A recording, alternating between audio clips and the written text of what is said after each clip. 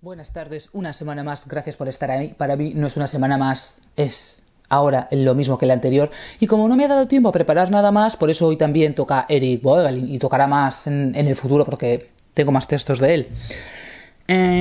Quería decirles, enseñarles, a ver, todos los libros y autores que van mencionando ustedes en los comentarios, los apunto para ir consiguiéndolos. Mi problema es que trabajo de la mañana a la noche, Dios, y no tengo tiempo de ir a ningún lado a conseguir los libros. A ver, tengo apuntado aquí, José Huerta de Soto, Miguel Anso Bastos. Les contaré una anécdota graciosa cuando consiga el de Anso Bastos. Cabanauj, Vicenzo Locasio, Procopio de Cesarea. Vale. Vale, sí, eran de los bizantinos, vale, ahora me he acordado, sí. Naum Goldman, Yanice Raimond, Gonzalo Pontón, La lucha por la desigualdad, Igor Sefarevich, las fenómenos socialistas, sí. Marcel Gauchet. Luego, a ver, a muchos no los conozco. Algunos los tengo en casa, algunos los he leído y no los tengo, pero a muchos no los conozco. Remy Brague, Svetan Todorov, Miguel Ayuso, Michael Walzer, este no sé quién es, Stephen Hicks. Bueno, tengo todos los que van mencionando, los apunto. Un día que toque un vídeo corto le sacaré una foto y lo pondré por si alguien ve que falta alguno, pues que lo diga.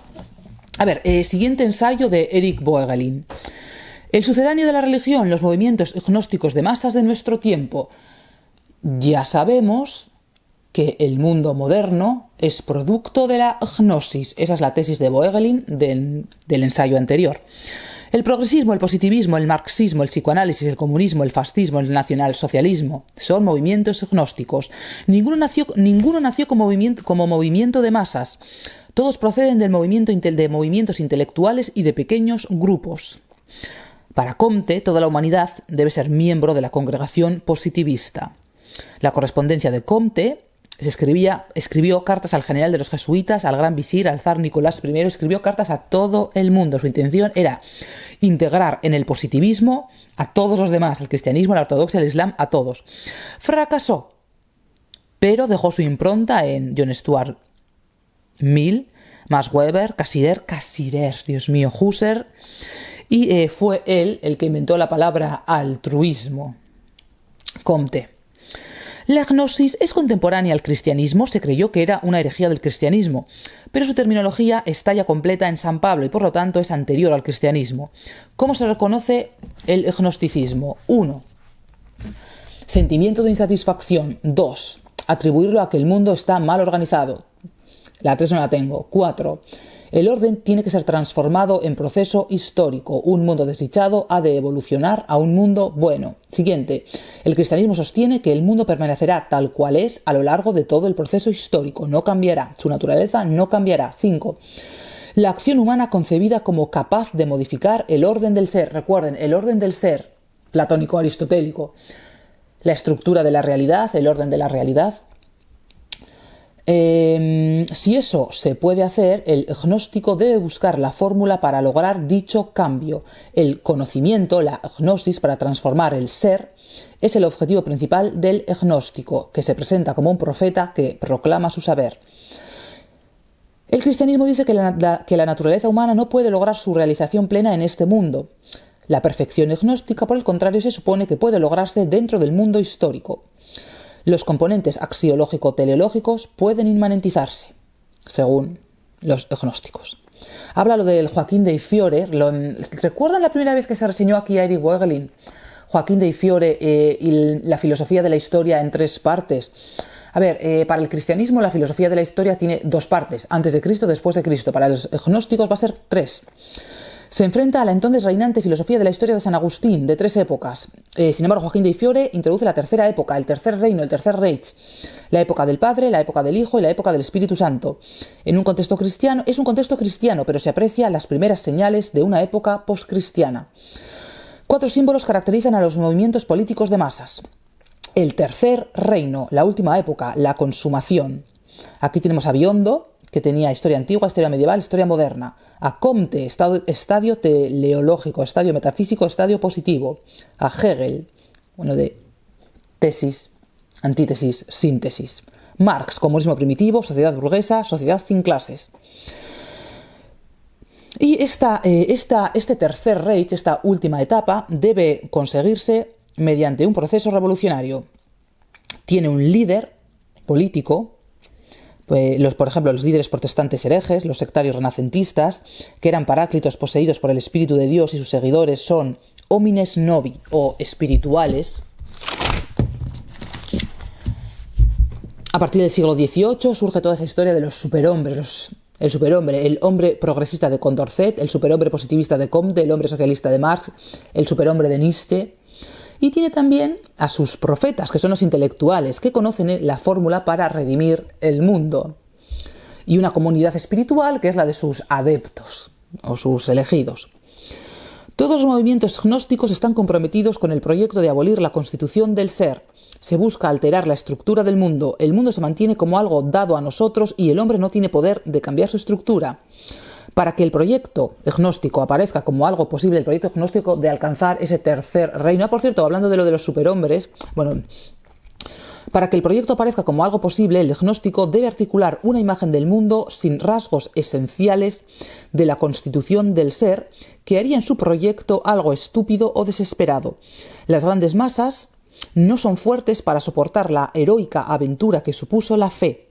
Son vulnerables a ideas que les ofrecían mayor grado de certeza que la fe. La realidad del ser, tal y como es conocida a través del cristianismo, es difícil de soportar. Eric Voegelin lo llama experiencia límite. El vivir aquí sabiendo que nos espera la muerte es lo que nos espera. Que es muy difícil de soportar vivir encarnado en el mundo. Las concepciones gnósticas huyen de la realidad y caen de un nivel de una verdad incierta hacia sus gigantescos sistemas, sus gigantescas filosofías de certezas falsas. Posee más claridad en la fe cristiana. Que el orden del ser, la estructura de la realidad, posee más claridad en la fe cristiana que en otras estructuras espirituales. Recuerden que el famoso Celso llamaba a los cristianos raza de filósofos. Es el cristianismo el que es heredero de la filosofía griega. Pero hay que reconocer que hay una ausencia de apoyo seguro. Como consecuencia de eso, surge una tensión espiritual que es característica de esa experiencia límite que todos nosotros vivimos en el mundo y que los gnósticos tratan de abolir. Es un hilo tan fino que se rompe. Ese hilo que se rompe es también sobre el que se sostiene nuestro conocimiento del orden del ser. La experiencia límite última es un examen de conciencia en función a criterios característicos a una ética racional. Caer de esa altura espiritual conlleva incertidumbre y descender a esa última claridad inmanente al mundo que implica una certeza más sólida. No me acuerdo, este último punto no me acuerdo por qué lo he puesto, ahora lo veremos. Eric Voegelin. Uno de los motivos por los que he hecho separado este vídeo al anterior, independientemente, claro, para que no se hiciera eterno, pero sobre todo porque me encanta la página esta y quiero que aparezca en la foto y que aparezca ahí al principio. El sucedáneo de la religión, los movimientos gnósticos de masas de nuestro tiempo, todo lo que entendemos hoy en día como política, señores y señoras, en realidad es un tipo de gnosis. Nos estamos enfrentando a lo más peligroso que existe. La política es una magia, es una gnosis. No tiene nada de racional y no se adecúa al orden del ser. Y ahora lo estamos viendo.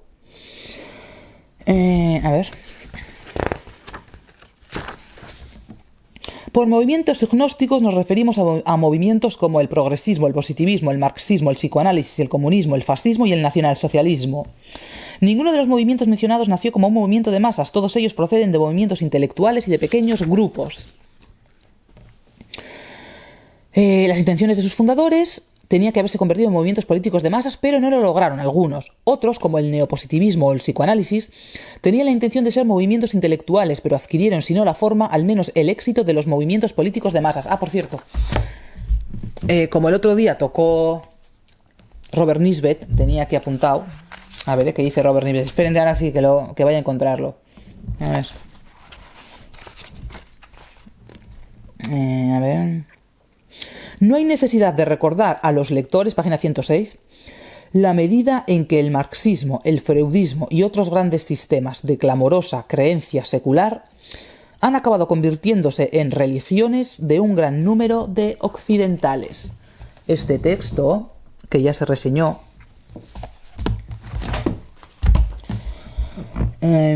cita el positivismo de Comte, que nace de Saint-Simon. Comte escribiéndole cartas a todo el mundo, al zar Nicolás II, al general de los jesuitas, al gran visir. Todavía puede escucharse el eco de la concepción comtiana de la historia en la filosofía de Max Weber, Ernst Cassirer, neocantiano, Edmund Husserl y Comte. El mundo entero le debe a Comte la palabra altruismo. Pues vale, gracias. A ver. Lo de cómo se reconoce una sociedad gnóstica o un movimiento gnóstico, lo de la sensación de insatisfacción, el mundo mal organizado, no la sociedad, el mundo, el orden del ser mal organizado.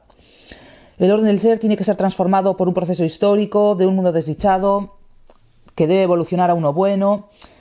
El cristianismo nos dice que el mundo permanecerá tal cual a lo largo de todo el proceso histórico, que no se puede cambiar el orden del ser. Pero para los gnósticos la acción humana es capaz de modificar el orden del ser. Una modificación estructural en el orden del ser. La tarea del gnóstico es entonces buscar la fórmula para lograr dicho cambio. El conocimiento, la gnosis del método para transformar el ser, es el objetivo principal del gnóstico, que tiende a presentarse como un profeta que proclama su saber. Sin embargo, el cristianismo nos dice que la naturaleza humana no puede lograr su realización plena en este mundo. En el caso de la perfección gnóstica, que se supone que puede lograrse dentro del mundo histórico, los componentes esto ya lo he dicho antes, ¿no? El progresismo en todas sus formas pertenece al primer tipo de derivación, la teleológica. Cuando el componente teleológico se inmanentiza, el acento principal de la idea gnóstico-política reside en el movimiento hacia adelante, para alcanzar ese famoso tercer reino. El movimiento, la humanidad se está moviendo y acercándose infinitamente a una existencia perfecta y racional. Esa manía que tenemos de pensar de forma progresiva, que nos han enseñado de que se evoluciona de algo más bajo a algo más alto, de algo inferior a algo superior, de algo peor a algo mejor. Y no tiene por qué ser así ni mucho menos.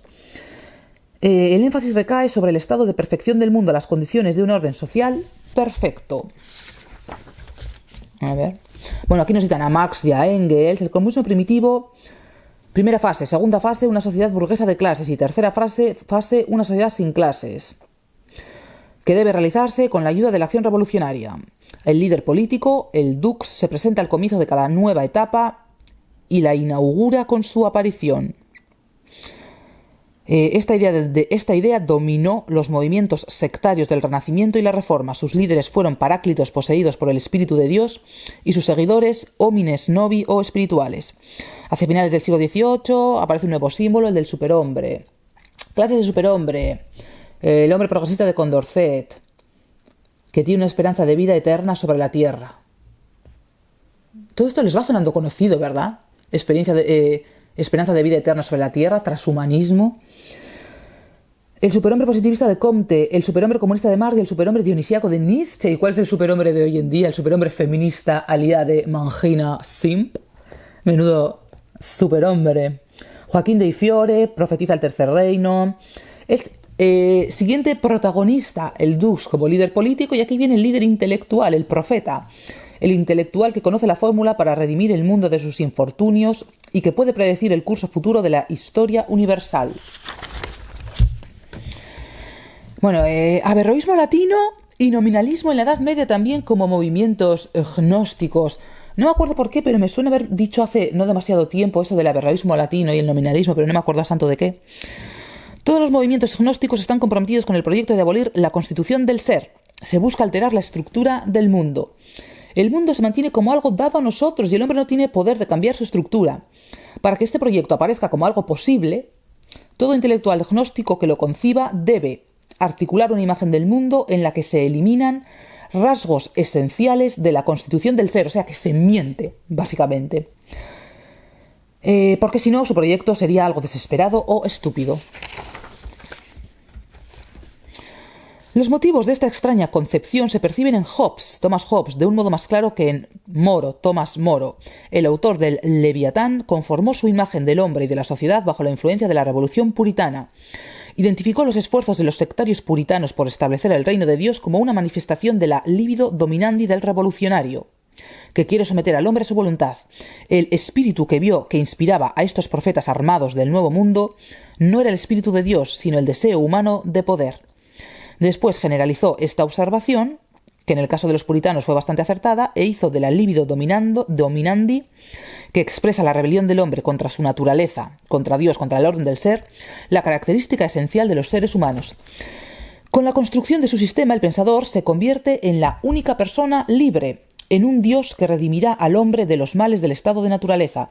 Este cometido que tiene el sistema resulta más claro en Hobbes que en Moro, porque Hobbes recomienda su obra al soberano que pueda leerla, reflexionar sobre ella y actuar en consecuencia. Moro, en efecto, concibió su utopía, pero el juego del humanista, tan peligroso como era, fue únicamente un juego, ya que Moro fue consciente de que la sociedad perfecta era y será siempre un no lugar. Pero Hobbes toma su concepción con demasiada seriedad. Se la recomienda a aquel que detenta el poder. Lo de las revoluciones de diseño desde arriba. El tercer caso que debemos considerar es el de la filosofía de la historia de Hegel. La revelación de Dios, de Jesús, fue incompleta y Hegel consideró que era un deber del hombre completarla, elevando el logos a la claridad absoluta de la conciencia. Esta elevación a conciencia se hace posible, de hecho, en la mente del filósofo, en concreto, en la mente de Hegel. La revelación de Dios en la historia se consuma por medio de la dialéctica hegeliana. Estos tres casos, Moro, Hobbes y Hegel, podemos señalar que el pensador suprime un elemento esencial de la realidad con el fin de concebir una imagen del hombre o de la sociedad o de la historia que se conforme a sus deseos. Si consideramos por qué el pensador contradice de ese modo la realidad, no podemos encontrar la respuesta en el ámbito de la discusión teórica, ya que si la relación con la realidad se encuentra tan sumamente perturbada que los elementos esenciales han sido excluidos de cualquier consideración, es obvio que nos hemos situado más allá de la razón. La voluntad de poder del gnóstico, que quiere dominar el mundo, ha triunfado sobre la humildad que acata y se subordina a la constitución del ser. Las grandes masas de hombres que habían sido cristianizadas no eran suficientemente fuertes como para soportar la heroica aventura que suponía la fe, y fueron vulnerables a aquellas ideas que les ofrecían mayor grado de certeza que la fe sobre el sentido de su existencia. La realidad del ser, tal y como es conocida en su verdad por el cristianismo, es difícil de soportar, y la huida de la realidad que se percibe tan claramente en las concepciones gnósticas será siempre, con toda probabilidad, un fenómeno de amplia vigencia. La propia gnosis entra dentro del orden del ser. Esto ocurrirá siempre. A lo mejor hoy en día se consigue vencer esa imagen distorsionada del orden del ser, que lo dudo mucho. Es igual, aparecerá en el futuro, una vez y otra y otra. La tentación de caer desde el nivel de una verdad incierta al de una certeza falsa posee más fuerza en la claridad de la fe cristiana que en otras estructuras espirituales. La tensión espiritual exigente son en general características de ciertas experiencias límite. En el contacto que el alma humana del mundo tiene con el más allá, nada se descubre. Cualquier cosa que vaya más allá de esto pertenece al ámbito de la deducción analógico-especulativa y al de la simbolización mística. Incluso en la experiencia de la revelación de Moisés debemos observar que el hilo sobre el que se sostiene nuestro conocimiento del orden del ser, su origen y significado, es muy fino, tan fino que se rompió. Platón, opone el argumento de que el éxito en la vida consiste en comparecer ante los jueces de los muertos. El examen de conciencia es una experiencia límite, según los criterios, por encima y más allá del examen normal de nuestras acciones, en función de los criterios característicos de la ética racional. Bueno, ya seguiremos con Eric Voegelin, porque tengo más. Pero bueno, pues eso, que todo el mundo moderno, todos los sistemas modernos son en realidad producto de la gnosis. Son algo antiguo que de vez en cuando levanta la cabeza si nos alejamos, o cuando la época en la que se vive se aleja del orden del ser. de ser capaz de entender la estructura de la realidad tal cual es, sin meter ese tipo de distorsiones. Y hoy en día se ve por todas partes ese extrañamiento, esa gente que quiere escapar de sí misma, de su propio cuerpo. Se ve por todas partes, es lo que hay. Bueno, sin más, hasta la semana que viene.